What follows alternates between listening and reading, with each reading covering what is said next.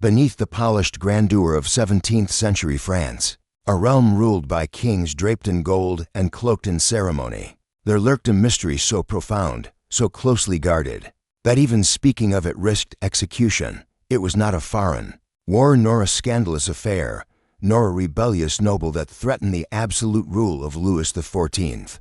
No, it was a man, a prisoner, a shadow. For over 30 years, this man was passed from fortress to fortress, locked away in the most secure cells of the kingdom. No one was allowed to see his face, no one was permitted to speak his name, and by royal decree, that face, so it said, was hidden behind an iron mask. In the year 1669, during the golden height of Louis XIV's reign, a man was arrested. Under circumstances so secretive they bypassed all the normal channels of French justice. He was transported to the remote fortress of Pignero, perched on the edge of the Alps. The arrest was not publicized, no charges were filed. His trial, if one ever occurred, left no trace. Yet the orders from the crown were chillingly specific. He is to remain in solitary confinement. He must never speak to another prisoner. He must never be seen without his mask. And so the legend began. The man's identity was deliberately erased. Guards were warned never to look at him directly. His meals were delivered through concealed hatches. Conversations were forbidden. Even the commandant of the prison, a man named Benigny de Saint-Mars, received his instructions from the king himself. Saint-Mars would become the constant shadow of the masked man, transferring him from prison to prison over decades. Each time the orders remained unchanged. Absolute secrecy, no visitors, no exposure, no exceptions. In some of his letters, Saint-Mars referred to the man as my unknown, or simply the prisoner. At times, the name Eustache Dauger appears. In records, though always with inconsistencies, was Dauger a real person, or just a name crafted to cover another identity? A valet, a spy, a nobleman. Nothing was certain, except the silence.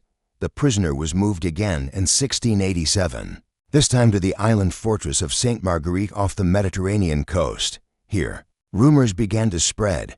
Guards spoke in hushed tones about a man of refinement, who spoke multiple languages and carried himself like someone of stature. Some claimed his meals were of noble quality.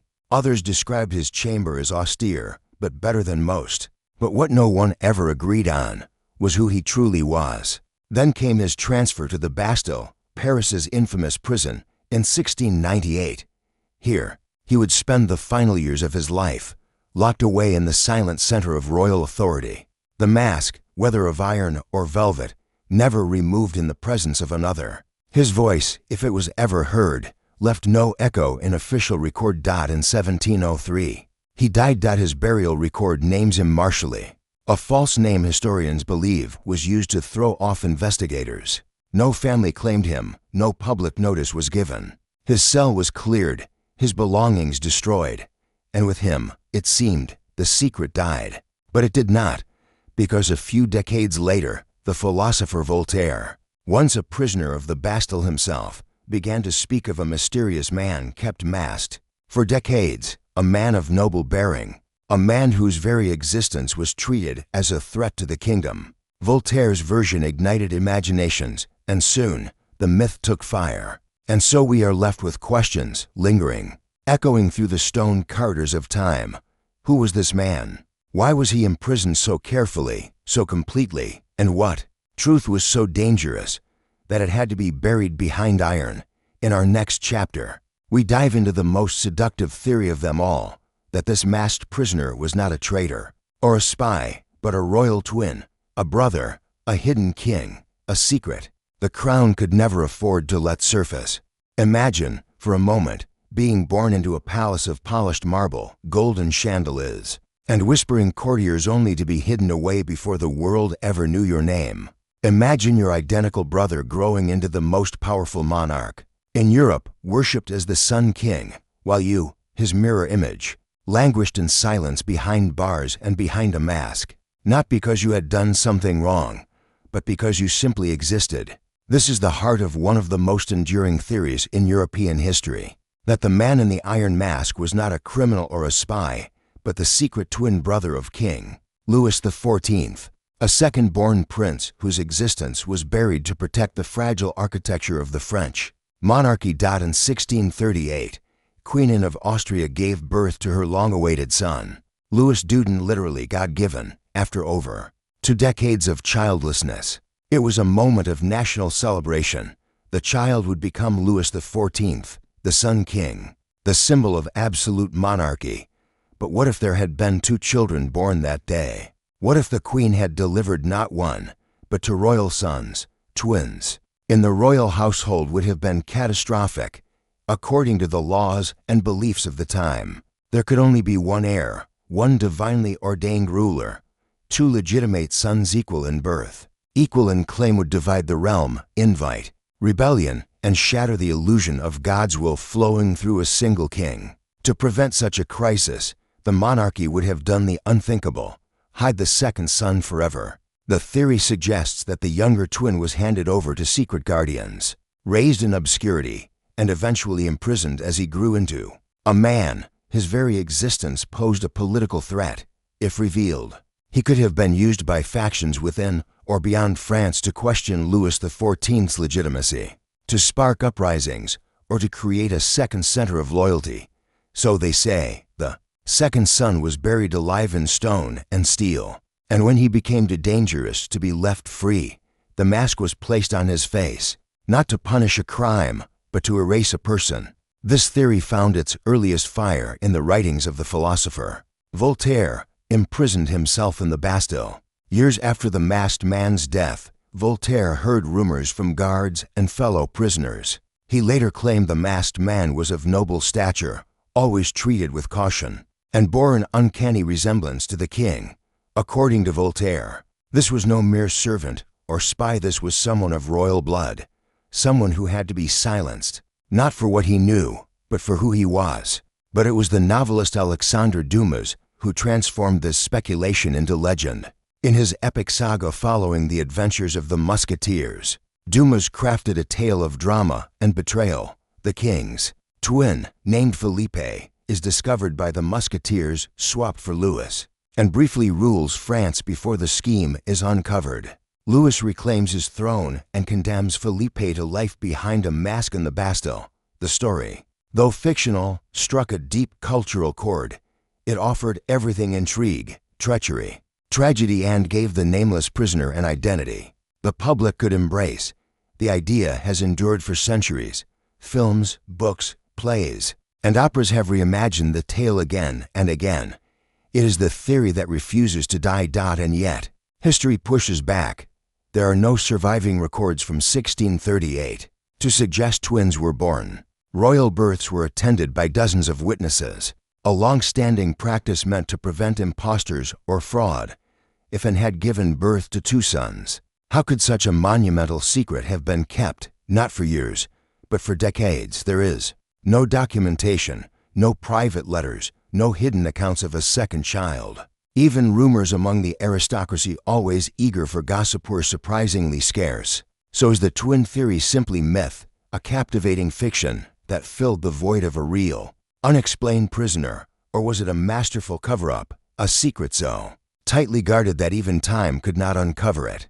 What keeps this theory alive is the behavior of the monarchy itself, the extraordinary lengths taken to keep the prisoner hidden, the multiple prison transfers, the gag orders, the burning of personal effects after his death all suggest that the man's identity carried enormous weight. If he was merely a low-born traitor or a disgraced courtier, why all the silence?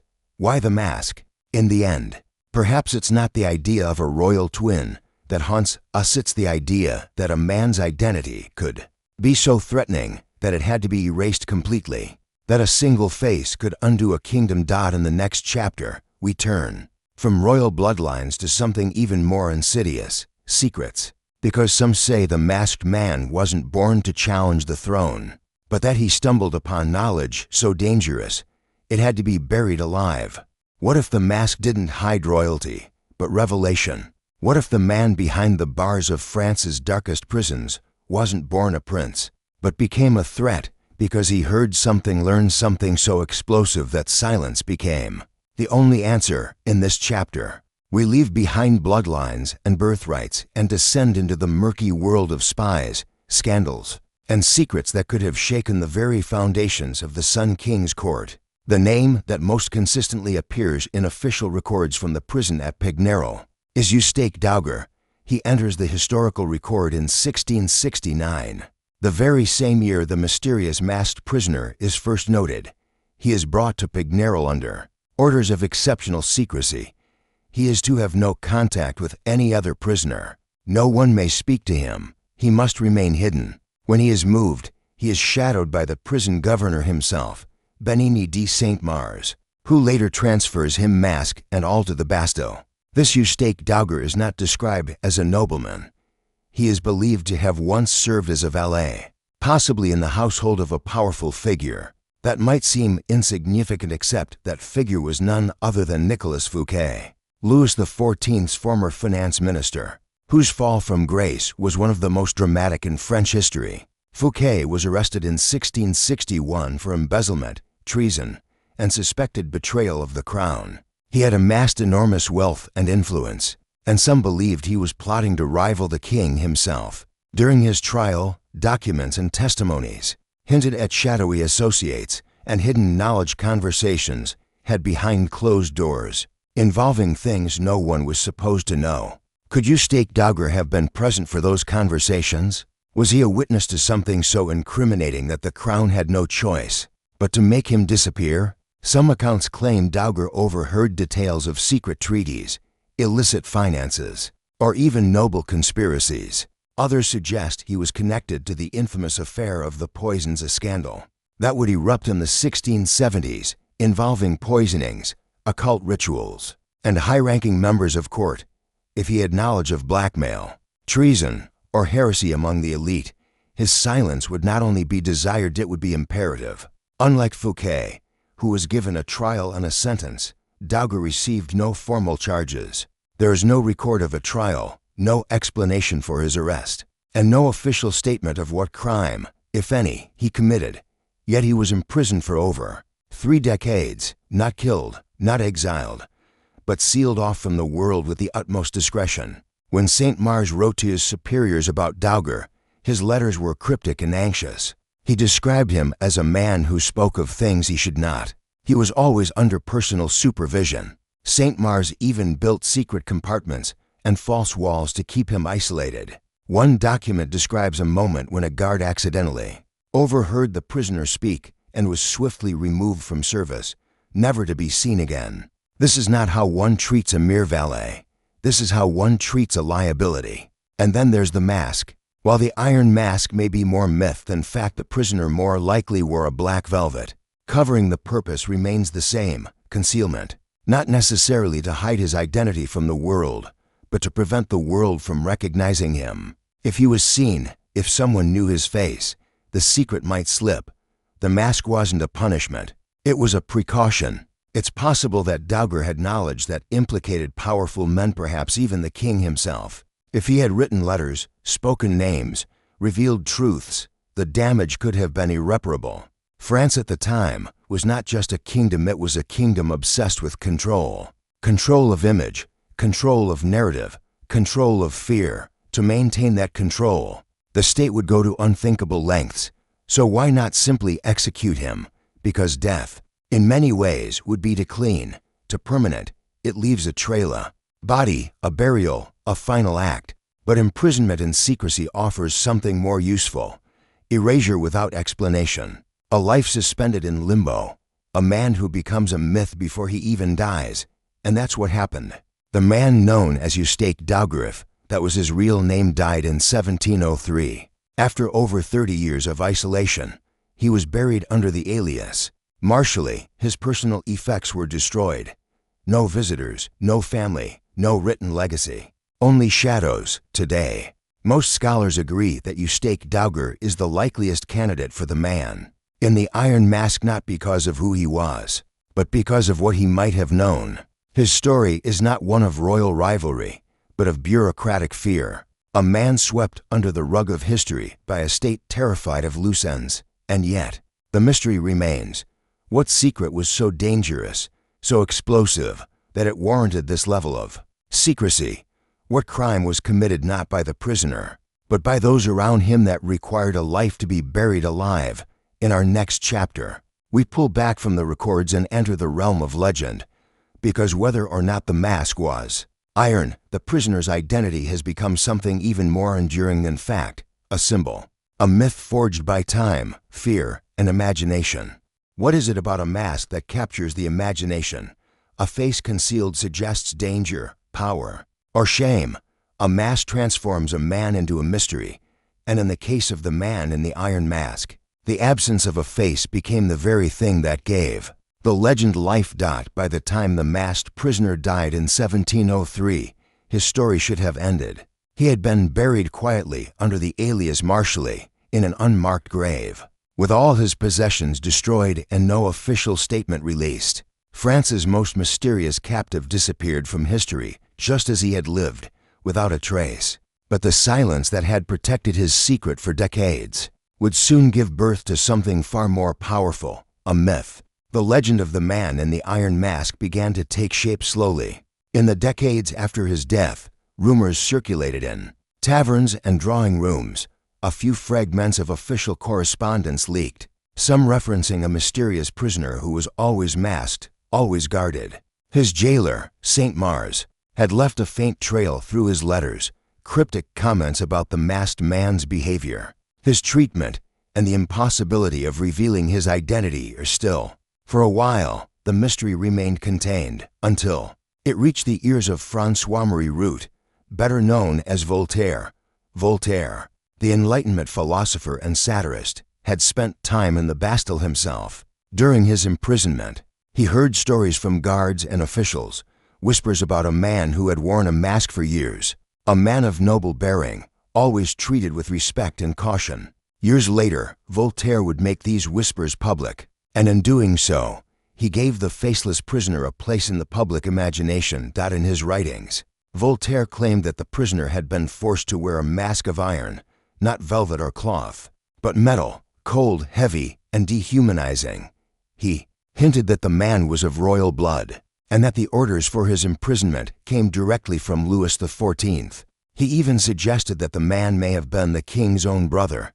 Voltaire offered no proof, but proof, it seemed, didn't matter, because once the story reached the pens of poets, playwrights, and novelists, it was no longer just history, it was drama. Enter Alexandre Dumas, the titan of French literature and the creator of the Three Musketeers. In the 1840s, Dumas resurrected the legend and gave it a name, a motive, and a tragic arc. In the Vicomte de Bragelonne, the final book in his Musketeer series, Dumas introduced a character named Philippe, the identical twin of Louis XIV, born second and hidden from the world. When Philippe is discovered and used in a plot to replace his brother, he briefly rules as king. But the deception is uncovered, and Philippe is sentenced to life in the Bastille, his face forever hidden behind an iron mask. It was, of course, a work of fiction, but it had all the ingredients of a legend: betrayal, sacrifice, royal drama, and a cruel twist of fate. Dumas's version of the story was so vivid, so compelling, that it effectively cemented the legend for the modern world. From that point forward, the man in the iron mask was no longer just a prisoner. He was a symbol. He became the face of tyranny and state secrecy, a man destroyed not for his crimes, but because he was inconvenient. In every retelling, from Dumas to Hollywood, the character represents the voiceless victim of unchecked power, the cost of preserving a lie. The image of the iron mask itself evolved, though there's no hard evidence that the mask was truly made of iron. Contemporary sources more often mention black velvet. The symbolism of iron was irresistible. It conveyed suffering, permanence, and the weight of the state crushing an individual soul. It became a metaphor for how far a monarchy would go to protect its image, its authority, its myth of divine rule. And so, the legend grew. Paintings, stage plays, operas, films, all reimagined the tale in new forms. Sometimes the prisoner was a twin, sometimes a rival, sometimes a secret heir to another kingdom. But always, he wore the mask. Always, he was hidden, and always, His identity was the mystery no one could solve. The myth was no longer about uncovering the truth. It was about what the truth represented.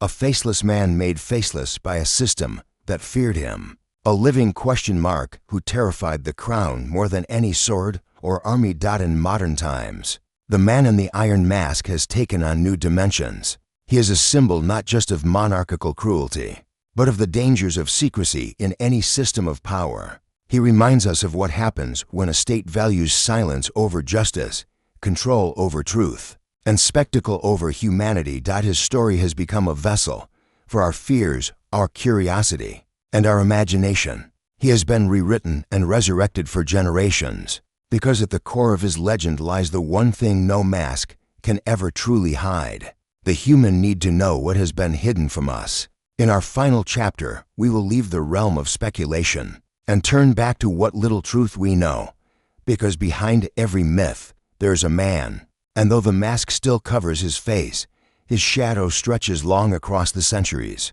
a silent reminder that some secrets die in chains, while others live forever in legend. He died quietly in 1703 in a stone chamber inside the Bastille. No family, no visitors, no priest offering last rites. His name, entered into the death register, was Marshally. His personal effects were burned. His cell was sealed. And, just like that, the man who had lived for over 3 decades in silence, always masked, always hidden, was gone. But the questions remained. Who was he? What made him so dangerous? And why? Even in death, did the French crown guard his identity with the same obsessive secrecy that had imprisoned him in life? As the years passed, his grave remained unmarked. His name, if it was his real name, faded from official memory. And yet, despite every effort to erase him, the story of the man in the iron mask only grew louder. To understand why, we must look beyond the prisoner and into the world that built the cell around him. The reign of Louis XIV was one of power, magnificence, and control. He ruled for 72 years, the longest of any European monarch. He centralized power in himself. He restructured the nobility, the church, the military, all to orbit around his throne. He called himself the Sun King, and in many ways, he was. Life in France revolved around his will, but Louis XIV's strength also lay in illusion. His entire court at Versailles was a grand performance. Every ritual, every costume, every gesture designed to project divine authority and unshakable power. Behind the gilded mirrors and endless ceremonies was a fragile truth. His control was never absolute.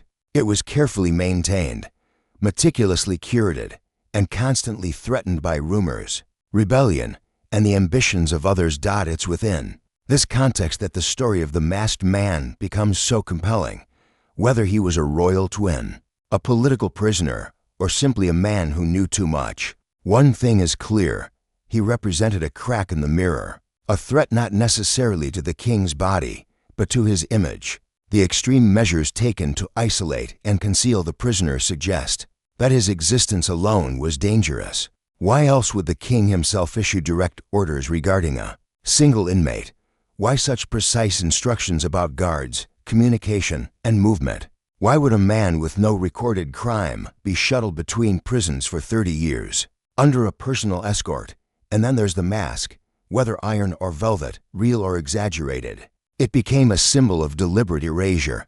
It wasn't just about hiding his face.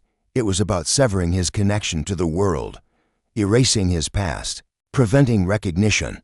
A mask doesn't just hide, it dehumanizes. It makes a man vanish, even while he still breathes. But death could not keep the secret buried. After Louis XIV's death in 1715, bits and pieces of the story began to trickle into public awareness. Former officials whispered, letters surfaced, philosophers like Voltaire gave voice to the mystery, novels reimagined it, artists painted it, and the story, long contained by bars and stone, finally escaped. In the centuries that followed, countless theories have vied for truth. Some claim the prisoner was the illegitimate child of a royal affair. Others argue he was a spy from abroad, someone whose knowledge of France's internal affairs made him too dangerous to release. A few even say he was a double, A man used briefly to impersonate Louis during a period of illness or unrest, and then locked away to ensure silence. None of these can be definitively proven. And that is what gives the mystery its power. The man in the iron mask endures not because we know who he was, but because we don't. His facelessness invites projection. Was he a victim, a traitor, an innocent caught in the gears of a merciless regime? Perhaps he was all of these, or none of them. Perhaps the true story is more mundane, less romantic, a clerical error turned myth. Or perhaps the truth is still locked away, buried deep in a forgotten vault, sealed by a monarchy long since vanished. In the end, we are left with a mask, cold, unyielding, and silent. It stares back at us across time, challenging us to see what has been hidden, to imagine what was never told. And that may be the greatest irony of all. For in trying to erase a man from history, the monarchy created a legend that would outlive them all. The man in the iron mask has become a timeless echo, a whisper of power abused, of identity stolen, of truth denied. He is no longer a prisoner of stone walls, but of our imagination. And there, perhaps, he will remain, forever, masked, forever unknown, forever haunting the gilded shadow of the Sun King.